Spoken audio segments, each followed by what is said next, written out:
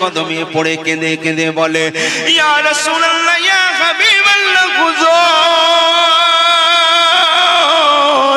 আমি রাবিয়া ছুটে এসেছি বেলালকে স্বামী রূপে পাবার জন্য। ইয়া রাসূলুল্লাহ, ইয়া হাবিবাল্লাহ, বেলালের সঙ্গে আমার বিয়ের ব্যবস্থা করো। আল্লাহর রাসূল বলছে, রাবিয়া, তুমি হোশে জোশ হারিয়ে ফেলো না। শোনো, আমি জানি পৃথিবীর একটা নিয়ম প্রথা আছে, প্রত্যেকটা মেয়ে যখন একটা ছেলের সঙ্গে বিয়ের পিড়িতে বসতে যায়, ওই মেয়েটার মনে অনেক রকম স্বপ্ন থাকে। ওর সুন্দর স্বামী হবে, স্বামীর সুন্দর গাড়ি হবে, বাড়ি হবে। কিন্তু আজকে যাকে তুমি বিয়ে করার জন্য এসেছো, আমার বেলাল কিছুক্ষণের মেহমান, কিছুক্ষণ পর আল্লাহর ডাকে সাড়া দিয়ে সারা জীবনের মতো চলে যাবে। তুমি এত সুন্দরী রাবিয়া সারা জীবনের মতো বিধবা হয়ে যাবে। না না, এমন কাজ করো না। ভাইরে আমার, সঙ্গে সঙ্গে রাবিয়া চোখের পানি ছেড়ে দিয়ে কাঁদে। আল্লাহর রাসূলকে বলে, ইয়া রাসূলুল্লাহ, ইয়া হাবিবাল্লাহ, হুজুর, বেয়াদবি নেবেন না হুজুর। আমি রাবিয়া জানি যেদিনে কিয়ামতের ময়দান হবে, যেদিনে আল্লাহ পাক হাসরের ময়দানে এই আসনে গিয়ে বসবেন, সেই দিনে আল্লাহর নাম রহিম থাকবে না, রহমান থাকবে না। আল্লাহর নাম থাকবে লিল্লাহিল ওয়াহিদিল কাহার। যেদিন আল্লাহ কঠোর চুলচিরা বিচার করবেন, কারো প্রতি দয়া মায়া থাকবে না, নেক আমলের বিচার হবে। যার নেক আমল থাকবে সে নাজাত পেয়ে যাবে, যার প্রতি থাকবে সে জাহান্নামায় চলে যাবে। প্রত্যেকটা নর এবং নারীকে আল্লাহর দরবারে বিচারের কাঠগোড়ায় দাঁড়ানো লাগবে। আমি রাবিয়া, আমাকেও জানি সেই জায়গায় হাজিরা দেওয়া লাগবে। আল্লাহ যখন আমায় প্রশ্ন করবে, রাবিয়া, তুমি দুনিয়ার জমিনে গিয়ে আমার জন্য কি কাজ করেছো? রাবিয়া তখন বলছে, মাবুদ, আমি দুনিয়ার জমিনে তেমন নেক কোনো আমল করতে পারি না, তবে একটা আমার পরিচয় ছিল, পৃথিবীর জমিনে নবীর আশিক, নবীর প্রেমিক, যার নাম ছিল বেলাল। আমি ওই বেলালের আমি 1 ঘন্টার বিবি ছিলাম।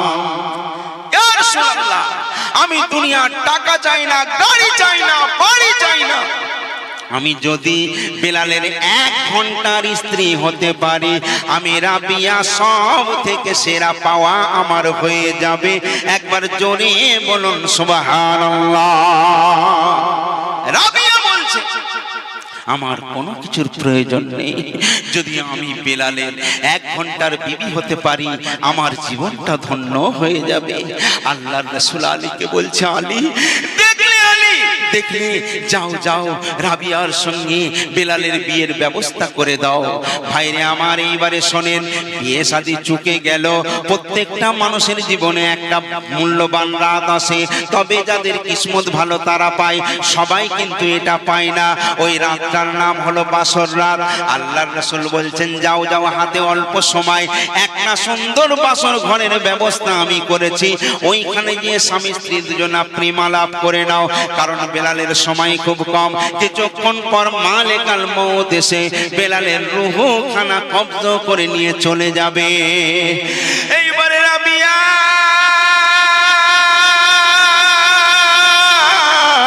বেলালের জন্য অপেক্ষা করে ঘরের মধ্যে। এইবারে বেলাল যখন এলো, রাবিয়া ভ্যাল ভ্যাল করে তাকিয়ে রয়েছে। বেলাল এসে আস্তে আস্তে যখন রাবিয়ার ঘোমটাটা খুললো, রাবিয়াকে যখন মুখের দিকে তাকায়, একভাবে তাকিয়ে রয়েছে। রাবিয়া বলছে, স্বামী গো, এমন করে আপনি আমায় কি দেখছেন? সঙ্গে সঙ্গে বেলালের চোখ থেকে টপ টপ করে 2 ফোঁটা পানি পড়ে গেল। রাবিয়া বলে, স্বামী,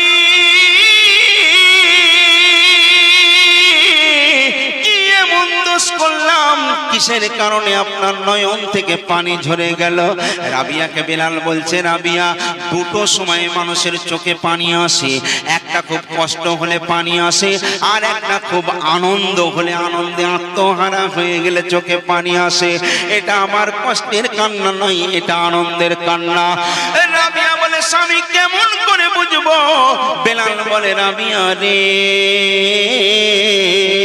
একদিন এমন একটা সময় ছিল যখন মক্কার মানুষরা মদিনার মানুষরা আমায় মদিনার কাক মক্কার কাক বলতো।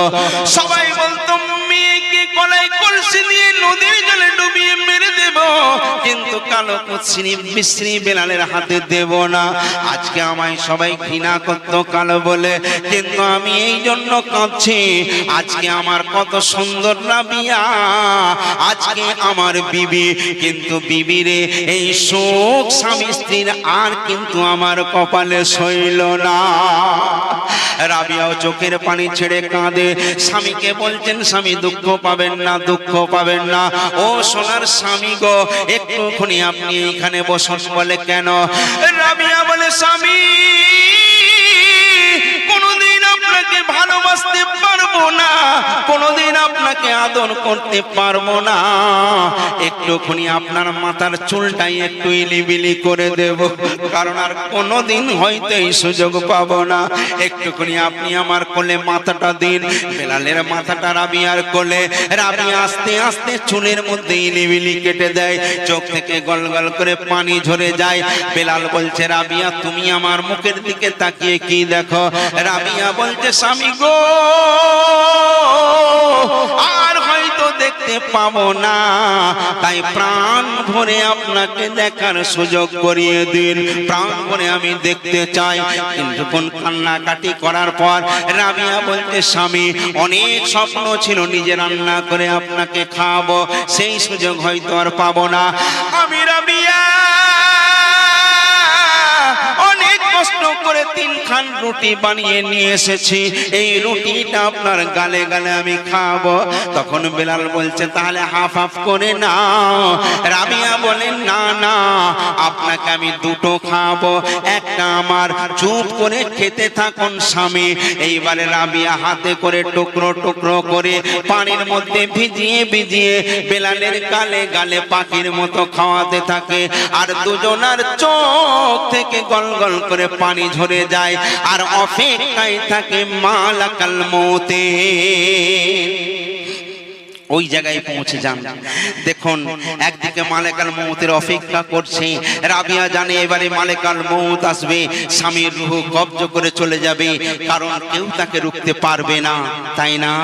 দেখুন আল্লাহ রাব্বুল আলামিন, আল্লাহ কি না পারেন, আল্লাহ আমার কত মহান। আল্লাহ পাক সেখানে একটা ঘটনা ঘটিয়ে দিলেন। পৃথিবীর জমিনে 3 রকমের ফকির দেখা যায়। একটা ফকির পেটের জ্বালায় এসে বলে দাদা কিছু খাবার দাও, এটা বলে না, বলে না। আবার কিছু হক ফকির আছে, তাদের এখানে যদি কেউ খুশি হয়ে কিছু দেয় নেয়, তারা জোর করে মানুষের থেকে চেয়ে নেয় না।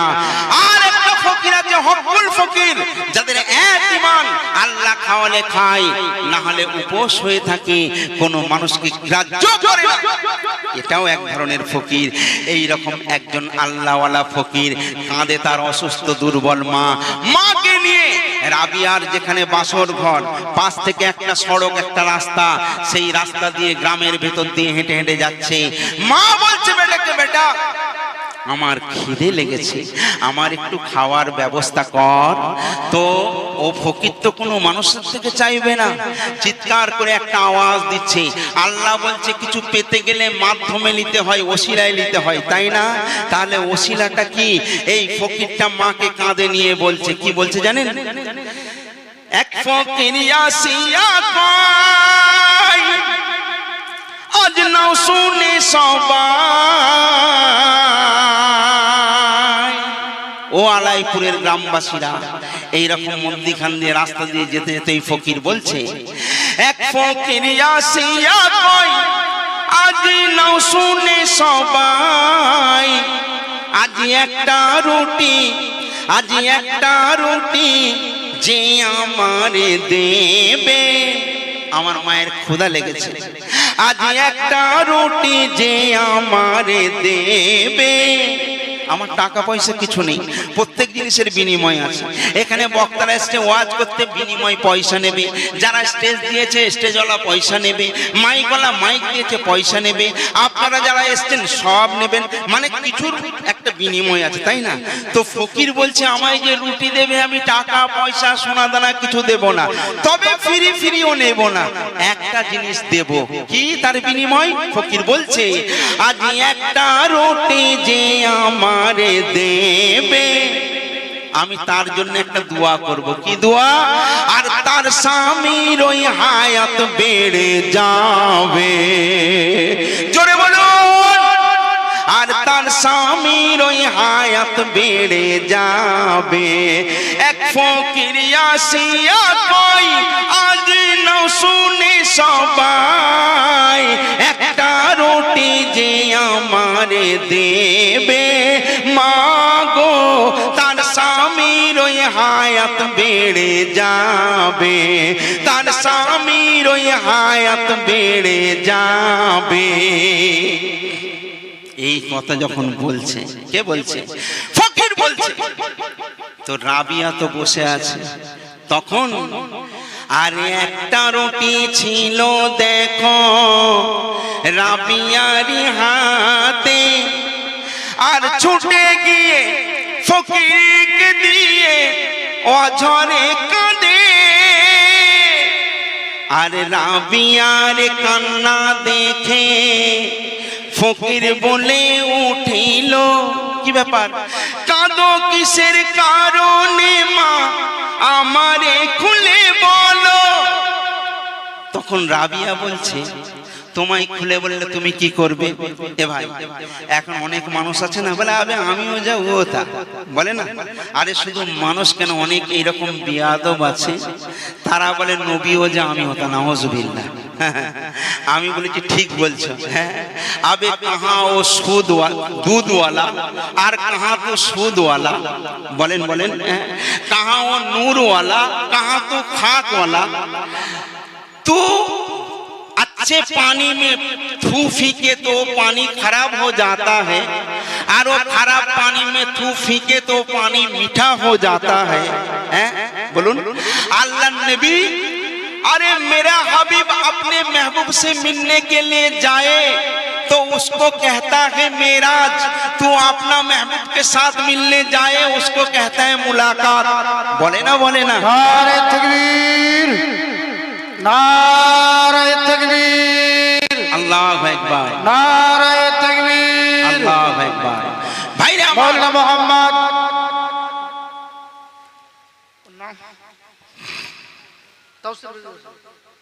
भाईजी रजा साहेब जिंदाबाद, हजरत मौलाना मोहम्मद भाईजी रजा साहेब जिंदाबाद, हजरत मौलाना मोहम्मद भाईजी रजा साहेब जिंदाबाद। बांग्लादेश ভাই সকল যারা এদিকে ওদিকে ছড়িয়ে আছেন, আর কিছুক্ষণের মধ্যে আমাদের মঞ্চে চলে আসছেন হযরত মাওলানা মোহাম্মদ বাইজিদ রেজা সাহেব, ঢাকা বাংলাদেশ। বাইজিদ রেজা সাহেব, ঢাকা বাংলাদেশ। আর কয়েক মিনিটের মধ্যে উনি এসে বক্তব্য রাখবেন। উনি স্টেজে চলে এসেছে। আপনারা যারা ছিড়িয়ে ছড়িয়ে অন্যদিকে আছেন, আপনারা প্রত্যেককে চলে আসুন। আহা হা, সুবহানাল্লাহ সুবহানাল্লাহ। যাক, ওনার নুরানি চেহারা দেখতে থাকুন, অশেষ সব হাসিল করার তৌফিক আল্লাহ পাক আপনাকে দেন। আলহামদুলিল্লাহ, উনি এসেছেন, মাশাআল্লাহ। উনি আপনাদের সামনে সুন্দর বক্তব্য রাখবেন। আর আমি দু একটা কথা, কারণ আমিও জানি আমার সময়টাও এরা বলেনি যে কটা পর্যন্ত আপনার সময়। আশা করি আমার সময় হয়তো খতম হয়ে গেছে, তো আমি শেষের দিকে যাচ্ছি। যে রাবিয়া যে বসে আছে, বুঝতে পারছেন না? রাবিয়া বলছে যে তুমিও যা আমিও তা। অনেকে বলে না ভাই, এখন আপনাকে একটা আমি কথা বলি, আপনার নাম জব্বার, আপনি যদি 1000 জায়গায় জব্বার জব্বার জব্বার লেখেন, ওই কাগজগুলো উড়াতে উড়াতে যান, ওই কাগজকে দেখে কেউ চুমা খাবে? কেউ সম্মান করবে? বরং পা দিয়ে মারিয়ে চলে যাবে। কিন্তু একটা প্লেন কাগজ নিন, সেখানে যদি আপনি লিখে দেন একটা স্টাম্প মেরে, সেখানে লেখা থাকে মুখ্যমন্ত্রী মমতা ব্যানার্জি, আচ্ছা ওই সাদা কাগজটার দাম অনেক হবে না? হবে না? তাহলে আপনার হাজারো নামের কোনো দাম নেই, কিন্তু ওই কাগজটাই তার সইটা আছে বলে তার এত দাম হয়ে গেল। সেও মানুষ, আপনিও মানুষ, কিন্তু তাতে আপনাতে কত পার্থক্য আছে না নেই ভাই? আছে। আজকে বিভিন্ন পাথর দিয়ে, মার্বেল পাথর, চকচকে ঝকঝকে পাথর, হীরা মুক্তা, কত রকম পাথর আমরা ব্যবহার করি। এই পাথরকে কেউ ইজ্জত করে না, সম্মান করে না। আচ্ছা বলুন, হাজিরা যখন হজে যায়, হাজরে আসওয়াদ পাথরকে চুম্বন করে, ওই পাথরের যে সম্মান আর এই রাস্তাঘাটে যে পাথর পড়ে আছে, এই পাথরের দুটো পাথরের সম্মান কি এক হবে? তাহলে আসমান জমিনের ডিফারেন্স আছে, আছে না নেই? আছে। এই ফকির বলছে মা সবাইকে এক ভাবিস না, তোতে আমাদের দেখতে এক, কিন্তু অন্যদিকে তোতে আমাতে আবার আসমান জমিনের ডিফারেন্স আছে। বলে কি ডিফারেন্স? তখন ফকির বলছে মা গো আমি এমনই একজন ফকির, বন্দুকের গুলি মিস হতে পারে কিন্তু এই ফকিরের জবানের কথা কোনোদিন মিস হবে না। জোরে বলুন না সুবহানাল্লাহ। ফকির বলছে আমার আল্লাহ বেনিয়াজ রাখবে এই ফকিরের লাজ, আমার আল্লাহ বেনিয়াজ রাখবে এই ফকিরের লাজ, আর মরা গাছে ফুল যাবে তোর ফুটে, আর মরা গাছে ফুল যাবে তোর ফুটে, মা গো তোর স্বামীর ওই হায়াত বেড়ে যাবে, তোর স্বামীর ওই হায়াত বেড়ে যাবে। তাহলে ফকিরের কথা আল্লাহ কত মূল্য দিয়েছে সোনা ভাই। বাকি সময়টা সময় পেলে আপনাদের বলবো, কারণ আল্লাহর ফেরেশতারা একদিন আল্লাহকে বলছেন এই মাবুদ পৃথিবীর জমিনে আপনি শক্তিশালী ভাবে সবচেয়ে শক্তিশালী কাকে বানিয়েছেন? তো আল্লাহ বলছেন পৃথিবীর মধ্যে সবচেয়ে শক্তিশালী আমি পাহাড়কে করেছি।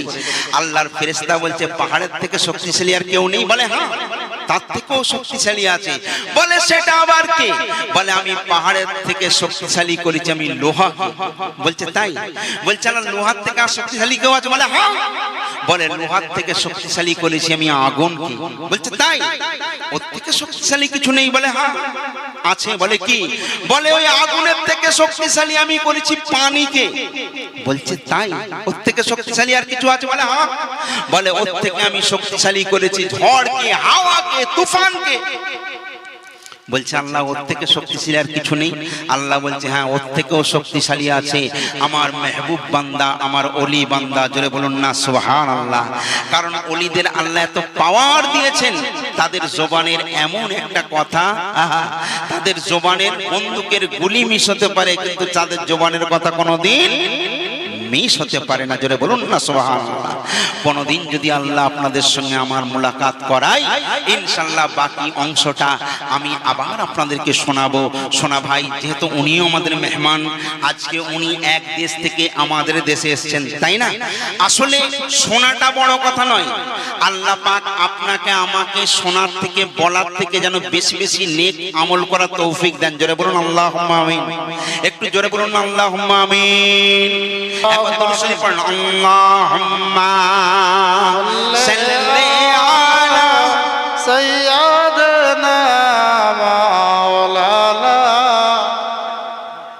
ওয়া আলা আলি সাইয়্যিদিনা মাওলানা মুহাম্মদ সাল্লি আলা মুহাম্মদ মুহাম্মদ হরদম ज़बान পাক নামে মুহাম্মদ। ভাইজান আমি আপনাদের এলাকায় বহু জায়গায় এসেছি, কেউ চিনুক আর নাই চিনুক মাইকলা আমাকে খুব ভালো চেনে। কি মাইকলা ভাই? বহুদিনের আপনার সঙ্গে সম্পর্ক। এদিকে অনেক গ্রামে এখন আসা কম হয়ে গেছে, সব গ্রামে হয়ে গেছে, এটা বাকি ছিল। তো আমার ভাইজান এসছেন, উনি আমাদের মেহমান। ইনশাআল্লাহ আমি ওনার ওয়াজ শুনেছি, আলহামদুলিল্লাহ। আপনারা শুনতে থাকুন আর দরুদ শরীফ পড়তে থাকুন, আমার জন্য দোয়া করুন। আল্লাহ